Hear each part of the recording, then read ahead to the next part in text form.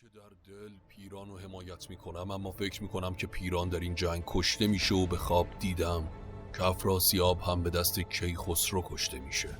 اما نمیخوام این مرد پاک پیران به دست من کشته شه. من با اون گفتم که کشندگان سیاوش رو پیش من بفرسته تا اون زمان دیگه جنگی بین ما نباشه. وقتی حرف تهمتن به اینجا رسید، گودرز پیر از جا بلند شد و گفت: ای پهلوان، بیشک آشتی از جنگ بهتره، ولی مطلبی رو باید بگم و اون اینه که انسان ضعیف و بیچاره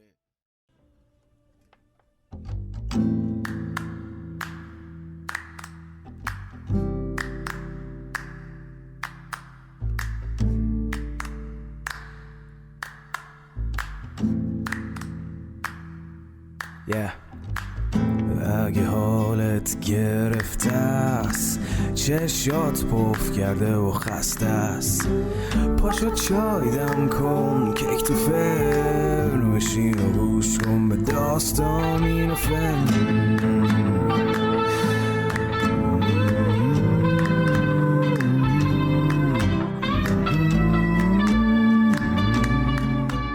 سلام، من ایمان نجیمی هستم و این پادکست داستامینوفنه.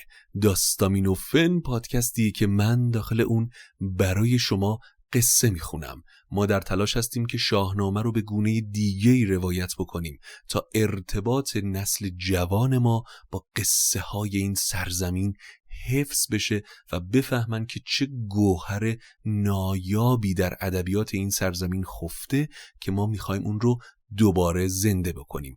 امیدوارم که لذت ببرید و سابسکرایب ما یادتون نره و اگر دوست داشتید لطف کنید لایک و کامنت برای ما بگذارید تا ما بتونیم به این مسیر ادامه بدیم. سیاوش مرد بالایی بود، همین بس که بگم رستم زابلی دایه سیاوش بود. امروز دیگه این جنگ کوچیکی نیست که با این هیجانات و حرفها بشه پایانش داد. باید فکر کنیم تا ببینیم چه کار باید بکنیم، چرا که در این رزمگاه کسی مرد جنگ با رستم نیست.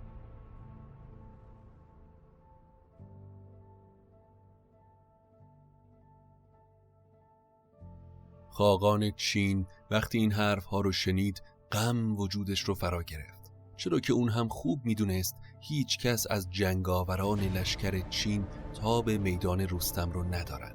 از سمت دیگه رستم سرداران ایران رو جمع کرد و اون چه بین خودش و پیران گذشته بود رو باهاشون در میون گذاشت و در نهایت گفت: با تمام اینایی که گفتم جنگ سختی در پیشه.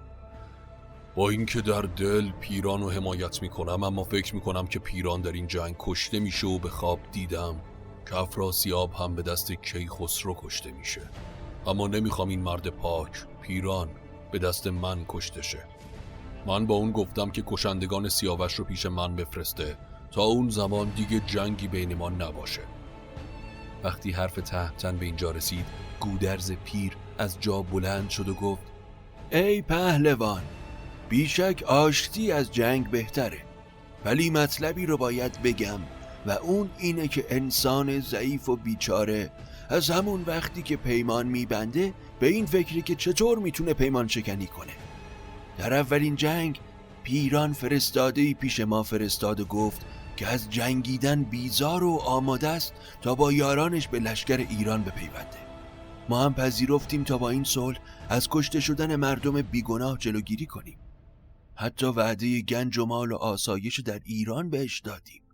اما پیران با این نقشه ما رو معطل کرد و پیکی برای افراسیاب فرستاد و با لشکر بزرگی که به یاریش اومد جنگ بزرگی رو شروع کرد. جهان پهلوان، پیران نقشه تازه‌ای کشیده و از کمند تو ترسیده. به قول هیچ ترسوی نباید اعتماد کرد. همه امید اینا به کاموس بود و حالا که کاموس به دست تو کشته شده از در آشتی جلو اومده.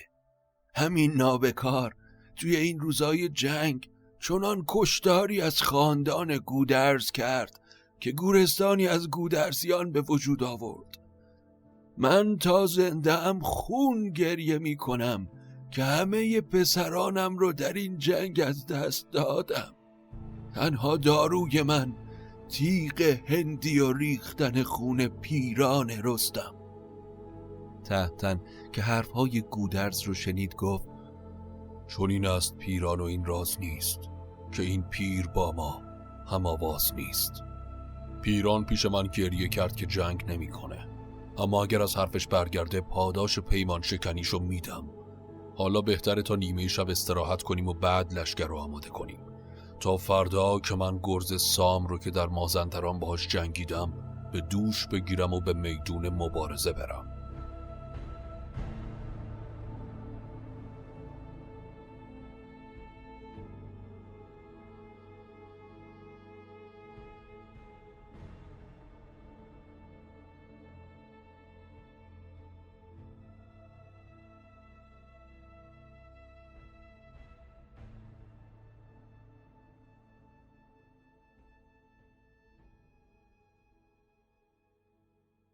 آفتاب که سر زد رستم ببر بیان رو به تن کرد و سپاه رو آرایش داد. گودرز پهلوان در دست راست و فریبرز دلاور در سمت چپ. طوس نوذر هم در قلب سپاه جا گرفت. تهمتن از سپاه بیرون اومد و اردوی خاقان رو برانداز کرد. پیران جلوی سپاه پیدا شد و به تندی پیش شنگل پهلوان نامی هندوستان رفت و گفت شنگل، به من گفته بودی فردا به جنگ ایرانی ها میری و همه رو به خصوص رستم از دم تیغ میگذرونی. من از حرفم برنگشتم پیران. حالا به جنگ این رستم میرم و تنشو به پیکان تیر به هم میدوزم. از او کین کاموز جویم به جنگ، به ایرانیان بر کنم کار تنگ. بعد هم دستور داد تا سپاه رو به 3 دسته تقسیم کنن و هر دسته با فیلهای جنگی صف کشیدن. فیلبانها همه با تاج و گوشوار و طوق زرین بگردن و کمربندهای طلا آماده جنگ شدن. فیل سفید خاقان رو هم با دیبای چینی آراستن و تختی از طلا به پشتش گذاشتن. 30,000 سپاهی از دست راست و 30,000 تیرانداز چینی از دست چپ و در قلب سپاه هم پیل سپید خاقان چین با هزاران سپاهی به سمت سپاه ایران حرکت کردند. شنگل میان 2 صف تیغ هندی به کف پیش میرفت و چتری از پر همای به سرش گرفته بودن. پیران وقتی شنگل و آرایش جنگیش رو دید شادمان به هومان گفت ای برادر، امروز جنگ به کام ماست، چرا که تکلیف رستم امروز مشخص میشه. تو امروز میون سپاه آشکار نشو و پشت خاقان چین بایست، چرا که اگر رستم درفشت رو ببینه کار تموم هومان. پیران هم به اسب نشست و تا پیش رستم رفت. وقتی به تهمتن رسید آفرین کرد و گفت تهمتن، وقتی از پیش تو رفتم پیام تو به سرداران توران و چین دادم، از آشتی و جنگ براشون گفتم. جواب همه بزرگان این بود که اگر مال و گنج باشه میدیم، اما گناهکاران سیاوش رو نمیدیم، چرا که همه از خاندان افراسیابن، همه جزو بزرگان و صاحبان تخت و سپاهن. به پاسخ نکوهش بسی یافتم، بدینسان سوی پهلوان تافتم، و از ایشان سپاهی چو دریای آب گرفتند بر جنگ جستن شتاب. نبرد تو خواهد همی شاهند، به تیر و کمان و به هندی پرند. به همین جهت برای اینکه صداقت من رو بدونی پیش تو اومدم تا تمام این وقایع رو برات بگم. چو بشنید رستم براش افت سخت، به پیران چنین گفت که شوربخت، تو با این چنین بند و چندین فریب کجا پای داری به روز نهیب؟ همه به من گفتن که تو دروغگو و فریبکاری، اما باور نکردم تا الان خودم به چشم دیدم. به غلطی همی خیره در خون خیش، بعد از دین و زین بدتر آید به پیش. چون این زندگانی نیارد بها، که باشد سرن در دم اژدها. پیران وقتی خشم رستم رو دید سریعا گفت مرا جان و دل زیر فرمان توست، همیشه روانم گروگان توست. اجازه بده یک امشب رو با خودم خلوت کنم و تصمیم بگیرم، این تنها خواسته منه. پیران این رو گفت و از رستم اجازه گرفت. با دلی پر دروغ و پر از کینه پیش سپاه توران برگشت. رستم به سپاه خودش گفت من خودم به جنگ میرم. ستاره شناسی به من گفته بود که در میان دو کوه جنگی به پا میشه که جهان از خون مردم شسته میشه. امروز روز این جنگه. اگه یزدان یار من باشه امروز دست همشون رو با کمند میبندم. سپاهیان به رستم گفتن چنان رزم سازیم با تیغ تیز که ماند ز ما نام تا رستخیز. آوای کوس جنگی از هر دو سمت بلند شد. ز پیکان پولاد و پر عقاب سیه گشت رخشان رخ آفتاب. سنانهای نیزه به گردن درون ستاره بیالود گفتی به خون. چرنگیدن گرزه گاوچهر تو گفتی همی سنگ بارد سپهر.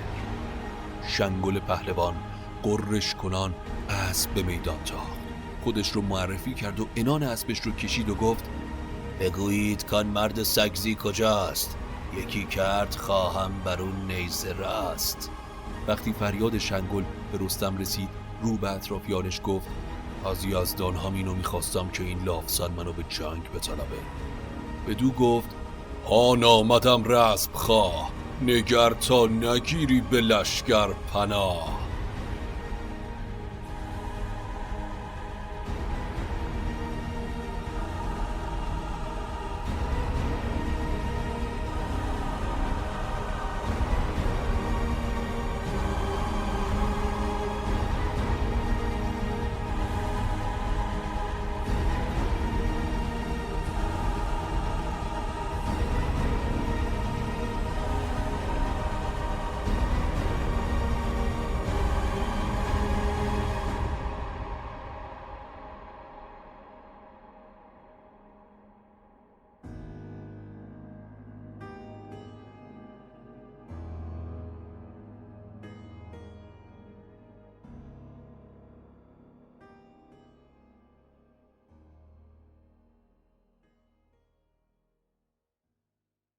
این بود ویدئوکست پادکست داستامینوفن و قصه شاهنامه به نثر.